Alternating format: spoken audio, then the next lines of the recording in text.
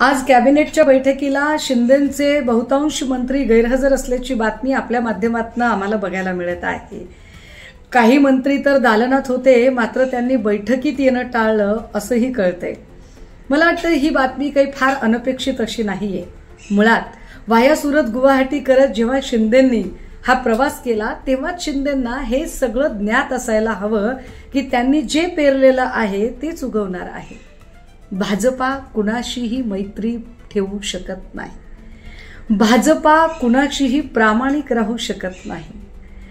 गेल्या 25-30 वर्षाच्या मैत्रीमध्ये आम्हाला कायम महाराष्ट्रात शिवसेना मोठा भाऊ असं म्हणणाऱ्या भाजपाने जो पाठीत खंजीर खुपसला, ती भाजपा अवघ्या 25 महिन्यामध्ये शिंदेंना जवळ करेल असं जर शिंदेंना आणि शिंदेंच्या मंत्र्यांना वाटलं असेल तर मला वाटतं त्यांचा फार मोठा गैरसमज आहे।